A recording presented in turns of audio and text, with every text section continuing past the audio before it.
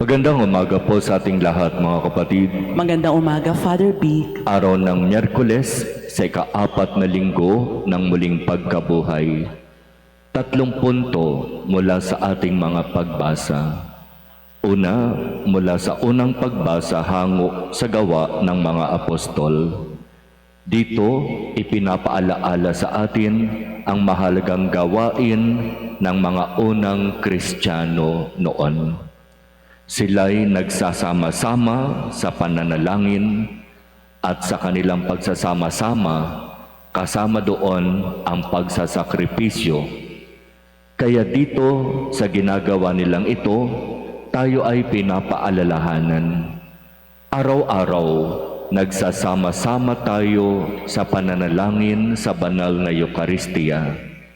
Bilang bayan ng Diyos, tayo ay nagninilay sa Kanyang salita at inaasahan na bago natin tanggapin ang katawan ng ating Panginoon, tayo ay nagkaroon ng pagsasakripisyo. Alam nating lahat at least 1 hour before. Hindi muna kakain ng anuman 1 oras bago ang misa. So ganito ang practice ng mga unang Kristiyano noon.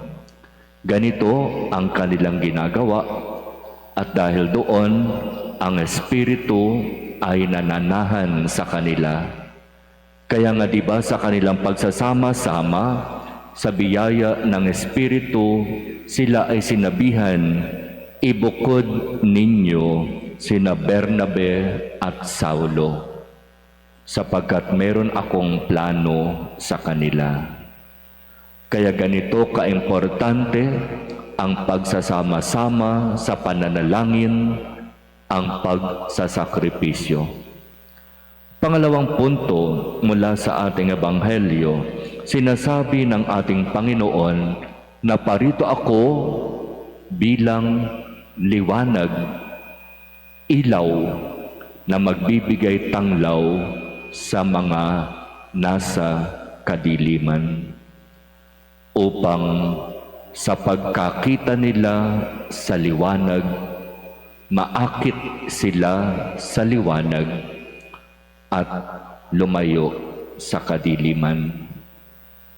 Pero kung bakit naman, kung saan yung madilim, doon mas gusto ng tao.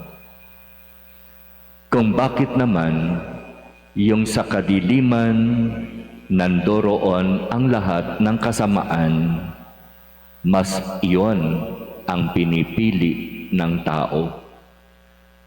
Naparito ako upang maging liwanag sa sanlibutan, subalit mas inibig ng tao ang kadiliman.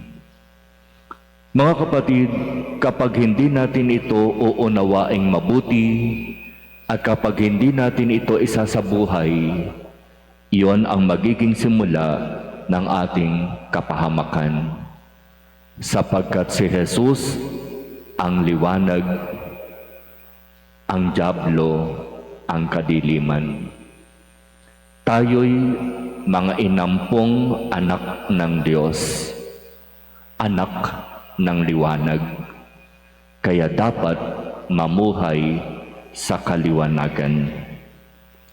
Pangatlong punto mula sa ating ebanghelyo, sinasabi ng ating Panginoon, ang nakakita sa akin ay nakakita sa nagsugo sa akin.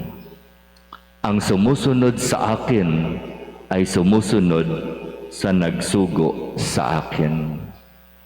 Kaya sa gawa malalaman kung tunay na tayo ay sumusunod sa ating Panginoon at sa Ama.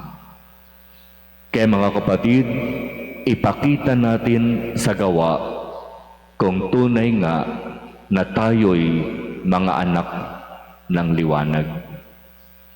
Ipakita natin sa gawa kung tunay ngang tayo'y masunuring mga anak. Ipakita natin sa gawa na tayo sa ating pagsasama-sama ay naglalaan ng panahon sa pagsasakripisyo upang matanggap natin ang biyayang hatid ng Espiritu Santo.